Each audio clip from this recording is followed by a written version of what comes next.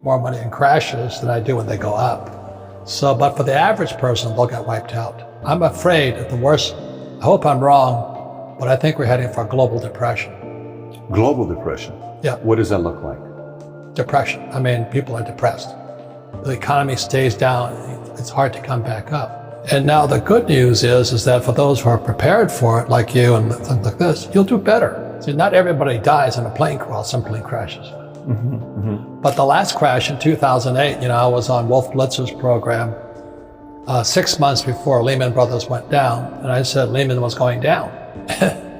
And nobody listened, but it went down. And so I've been expecting this market to go down for quite a while. And I'm concerned about my fellow human beings. But as you know, most Americans are clueless. They don't know what's going on. But if you travel the world, I just got back from Africa, and China, and Japan, and New Zealand. People are scared. Australia hasn't had a recession in 30 years. It's in recession. But Americans are fat, dumb, and happy, having a good time, which is good. But I'm concerned. That's all I can say. I'd be afraid if I had kids. I think as an adult, you can go hungry, but you don't want to see your kids go hungry. And that's what's going to happen. You think it's going to get that bad? Yeah. And the US dollar is fake. Never in the history of the world has any fake money ever survived. And we're doing the same thing. We just keep printing this money. And when I wrote Rich Dad, Poor Dad almost 25 years ago, people said I didn't know what I was talking about. I said savers would be losers. Now, today, there's quantitative easing, which is counterfeiting money. And then you have zero interest rates. And people are still saving money. Are you nuts? They just printed, I think, $500 billion in September of this year because the repo market is going down. And the average guy goes, well, what's the repo market? They don't know. So that's why it's fake money, fake teachers, fake assets. Our education system, it has been my rant forever. Why don't we teach people about money? Why is it? We all use money, but we don't teach people about it. So that's why I'm concerned. And I wrote this book, Who Stole My Pension? It's already sold out. But I wrote Who Stole My Pension because it was the reason I wrote Rich Dad, Poor Dad. The two authors here, me and myself, Edward Siddell, we both had dads who lost everything. And when I was in my 20s and my poor dad lost everything, it scarred me. And I said, I'm never gonna let anybody ever do that to me. So I had just come back from Vietnam in '73. My dad was unemployed, poor dad was unemployed, and he tells me to go fly for the effing airlines. I said, you kidding me? And he says, go back to school, get your master's and get your PhD. I said, are you kidding me? Here the guy is unemployed. He's got no pension, he's got no paycheck, and he's telling me to go back to school. I said, what, learn nothing? And those guys who, my friends who flew for United Airlines, they're broke today. Their pensions were stolen. And Americans, I wonder how my 401k is doing. I'm going, gee, I'd be a little bit worried, but they don't know. Americans live in a fishbowl, everybody sees in, but Americans can't see out. So like I travel the world constantly. And what I see going on in the world is disturbing. I was just in Argentina and I took my kid brother there and he came back a changed man. He says, you weren't kidding, were you? I said, no, I wasn't. And my brother could not believe that what happens in Argentina is going to happen here. So the fear today, I think people are a little bit wiser, is because they do remember 2008 and they do remember 2000. So 2000, 2008, and here we are today. So I think most people are at least kind of tuned in. I hope it doesn't come down, but I'm afraid it will. But I want to say what you did was really, really smart, because the best time to start a business is right after a crash. I made more money after 2008 than ever in my whole entire life, because everybody was hiding like little cockroaches. Wow, you made more money after 2008 than your entire life. Yeah, so when, here I'm talking about the coming depression, everybody says, oh, you're such a pessimist, I go, no, I'm excited. I guess it's really stimulating to think about all the bargains that are going to be on the street. I mean, it's going to be bargains everywhere. But everybody else, oh, you're pessimistic. No, I'm actually optimistic. So anyway, so you're very smart. Just when I study business. Guys who start right after a crash do very well most of the time. 2008 was Wall Street Toxic assets. Toxic assets. CDOs, MBSs, Yes. Derivatives. And so what is it today? Wall Street just looted the pensions.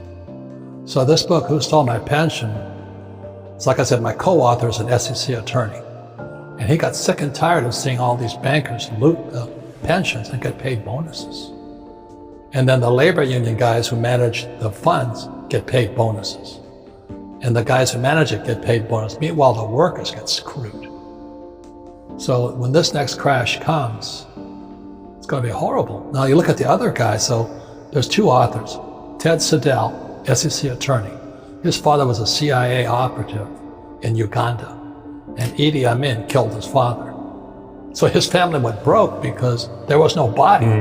He couldn't collect anything because no body, corpse. Whereas my father ran for political office against the governor of Hawaii, and he got crushed. And the governor says, "You're no job, no paycheck, no pension." So my old man's broke. So it kind of put us on edge. You know what I mean? I don't trust my government. I'm not a Republican or Democrat. I like Trump, but they can't save me. Trump, Biden, Sanders. I mean, it's a cast of characters, right? You got the Donald on one side, and then you got Comrade Sanders, a commie. It's a reality TV show up there. You're counting on the government to take care of you? I mean, wake up. So you don't at all look at it as they have an effect over your net worth or your next moves? No. So you're... That's good. You want to make sure that no matter who's in office or if it crashes, you're okay. That's the most important thing you can do. You don't pivot based on presidents? No, of course not. They don't affect me at all. You don't pivot based on presidents? No, I'm not a stock guy, that's why. Okay. So I'm a real estate guy. I own businesses. So the Rich Dad Company does better in a crash.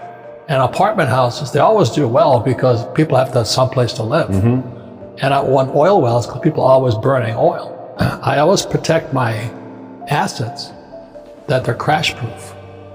So let me ask you, the average person's watching this right now saying, okay, Robert, I'm not like you. I don't run a company. I don't have a brand. I haven't sold 41 million copies. I don't have oil. I don't have rental properties. What can I do? I'm in a time like this. You're telling me the market's going to go in shambles here pretty soon because of currency, and we printed $500 billion of money in September just in 1 month, not including the $3 trillion we printed in the last 7 years prior to that. What do I do to be prepared for a time like this? Well, first of all, everybody can do something, but they won't. And that's the problem. The reason, Who Stole My Pension, there was plenty of money in it, but nobody did anything. They just stole it. People did nothing. It's like I said, when the crash came in 2008, not one of those guys went to jail. They got paid bonuses. So there's something rotten inside America. And I think the problem with many Americans is they're complacent. They expect, well, it'll heal itself again. So the thing that everybody can do is, my first investment was a gold coin in Hong Kong. I bought a Krugerrand. I was flying off an aircraft carrier in Vietnam. And I went to Hong Kong and I bought a gold Krugerrand. The date was 1972. But that gold coin today is worth almost $2,000. The one gold coin? Yeah, and I still have it. What'd you pay for it? $50. $50 to $2,000. 1972? Yeah, it just sat there. So I have and so I never, because I understand money, that quantitative counterfeiting and zero interest rates, I don't trust the dollar. So for most of my life, I've saved gold and silver. So I have millions in gold coins and silver coins.